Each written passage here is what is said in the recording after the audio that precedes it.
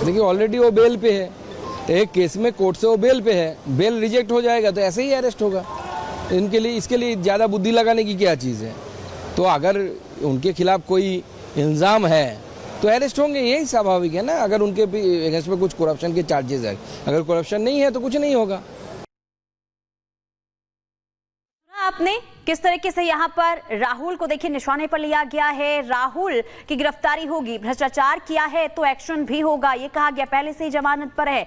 और ये कहा गया है सुकांता मजूमदार की तरफ से। और लगातार देखिए राहुल गांधी ने चाहे फिर अगर जिस तरीके से बयान उन्होंने जो दिया है बजट भाषण को लेकर, उनका जो बयान था वो काफी चर्चाओं में था, जिसे लेकर भी बीजेपी ने कई सवाल उठाए थे। और अब ईडी वाले बयान को लेकर भी गिरिराज सिंह ने जिस तरीके से हमला बोला, इसके बाद सुकांता मजूमदार भी तंज कसते हुए राहुल गांधी पर नजर आए। उन्होंने कहा कि राहुल गांधी की वैसे भी तो गिरफ्तारी होने वाली है क्योंकि जमानत पर वो बाहर है, भ्रष्टाचार किया है तो आखिर कैसे उन्हें छोड़ा जाएगा, एक्शन भी लिया जाएगा, ये कहा गया है सुकांता मजूमदार की तरफ से।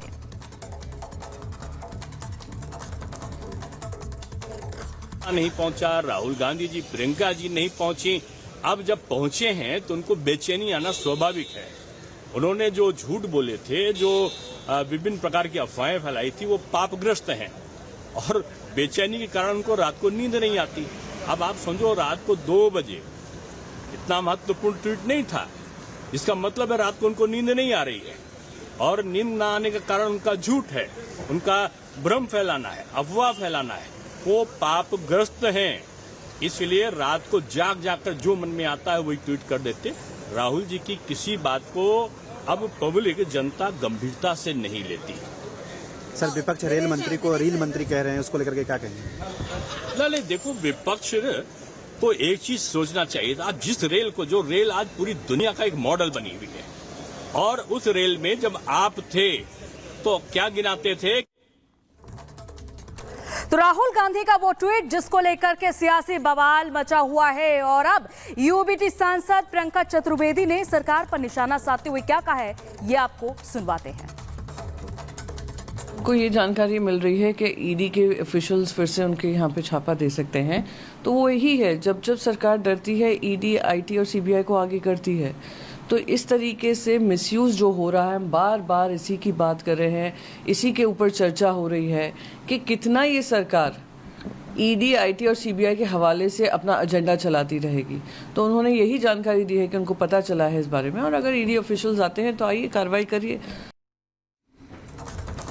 चलिए आगे बढ़ते, इधर देखिए बात अब इजराइल की कर लेते हैं। इजराइल ने अपने सबसे बड़े दुश्मन और हमास के चीफ को मार दिया है। इजराइल ने आपको बता दें कि 1995 से दूर यानी किलोमीटर दूर तेहरान में इसका खात्मा किया है। और मोसाद ने कैसे ऑपरेशन हानिया को अंजाम दिया है और ये डिकोड हो गया है। और देखिए ऑपरेशन हानिया के इस रिपोर्ट में, और देखिए कि किस तरीके से इस ऑपरेशन को अंजाम दिया गया और कैसे इजराइल ने हानिया का खात्मा किया है।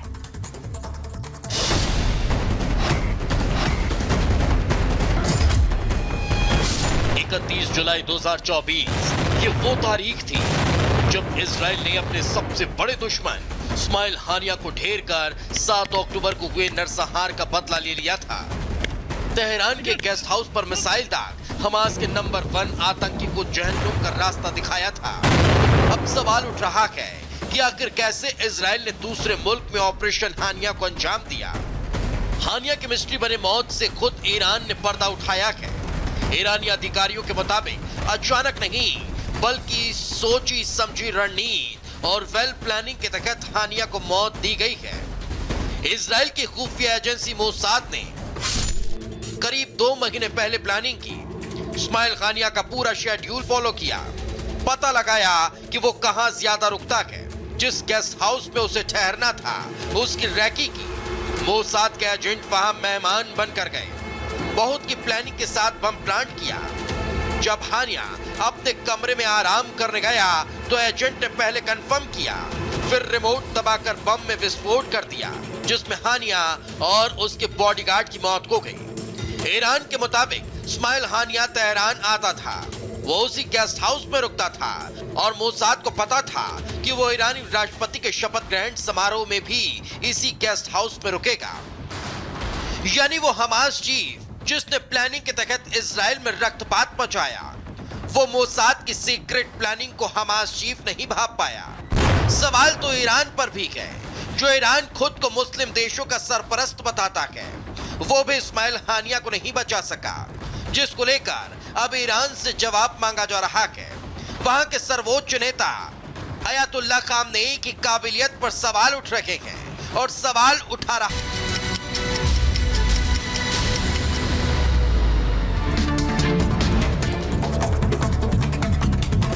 हिमाचल के शिमला में भूस्खलन से भारी तबाही, कई कारें क्षतिग्रस्त हो गई। लोगों को करना पड़ रहा है भारी परेशानियों का सामना।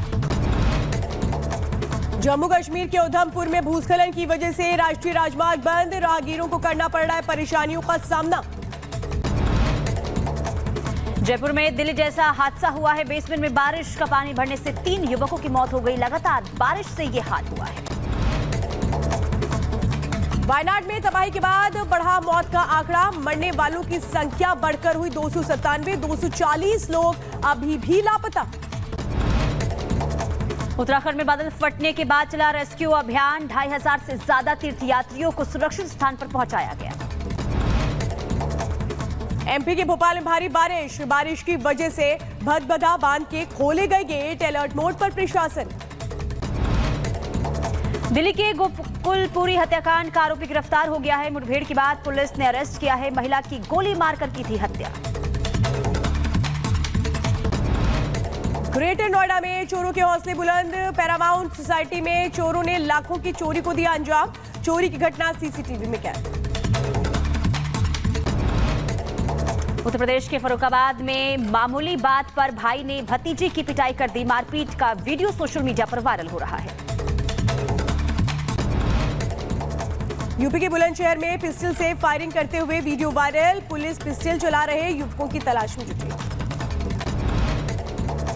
उत्तर प्रदेश के संभल में ज्वेलरी खरीदने के बहाने महिलाओं ने 20 लाख के जेवर चुरा लिए। सीसीटीवी कैमरे में पकड़ी गई चोरी। यूपी के संभल में 14 साल के बच्चे के अपहरण से मचा हड़कंप। 1.5 लाख की फिरौती लेकर बच्चे को छोड़ा गया। उत्तर प्रदेश के मैनपुर में पुलिस के बदमाशों के साथ मुठभेड़ हो गई। एनकाउंटर में बदमाश के पैर में गोली लगी है। यूपी के मऊ में आरटीओ कार्यालय पर अपर जिलाधिकारी और अपर पुलिस अधीक्षक ने मारा छापा। 4 संदिग्ध युवकों को हिरासत में लिया गया। बिहार के सीतामढ़ी में लूट का खुलासा करने वाले पुलिसकर्मियों को इनाम दिया जाएगा। डीएसपी ने प्रेस कॉन्फ्रेंस करके इसकी जानकारी दी। यूपी के महाराजगंज में 2 चीनी नागरिकों समेत 3 गिरफ्तार। एसएसबी जवानों ने किया गिरफ्तार। कब्जे से फर्जी आधार कार्ड बरामद। यूपी के संभल में एडीओ, पंचायत और कंप्यूटर ऑपरेटर रिश्वत लेते गिरफ्तार किए गए हैं। वेतन निकालने के नाम पर ले रहे थे 10,000 की रिश्वत। यूपी के अम्बेडकर नगर में बलात्कार के आरोपी को पुलिस ने किया गिरफ्तार। गोरखपुर में छिपकर रह रहा था आरोपी। यूपी के बुलंदशहर में दबंगों के हौसले बुलंद है। एफआईआर वापस न लेने पर दबंगों ने छेड़छाड़, पीड़िता से मारपीट की। पुणे में मासूम लड़की के साथ हुआ दर्दनाक हादसा। लोहे का गेट गिरने से हुई मौत। पिंपरी चिंचवाड़ के बोप खेल इलाके की घटना।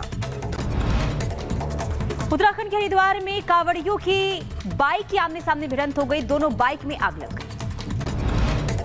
यूपी के झांसी में नेशनल हाईवे पर टमाटर से भरे ट्रक में आग लग गई। फायर ब्रिगेड ने कड़ी मशक्कत के बाद आग पर पाया काबू। उत्तर प्रदेश के अंबेडकर नगर में हाई टेंशन लाइन की चपेट में आने की वजह से 4 स्कूली बच्चे झुलस गए। जिला अस्पताल की बर्न यूनिट में भर्ती करवाया गया है। यूपी के संभल में तेज रफ्तार ट्रैक्टर ट्रॉली पलटी। हादसे में एक युवक की मौत। यूपी के रामपुर में करंट की चपेट में आई स्कूल बस, ड्राइवर की करंट लगने से मौत हो गई। यूपी के अलीगढ़ में कैंटर और इको वाहन की जोरदार टक्कर। हादसे में 5 लोगों की मौत। इधर यूपी के बदायूं में बस और ट्रैक्टर ट्रॉली में जोरदार भिड़ंत हो गई। बस में सवार 4 लोग गंभीर रूप से घायल हो गए। यूपी के बदायूं में ट्रैक्टर ट्रॉली पलटने से एक कांवड़िए की मौत। हादसे में 3 कांवड़िए हुए जख्मी। यूपी के बहराइच में ट्रैक्टर ट्रॉली और बाइक की भिड़ंत हो गई। हादसे में महिला समेत 2 लोगों की मौत हो गई।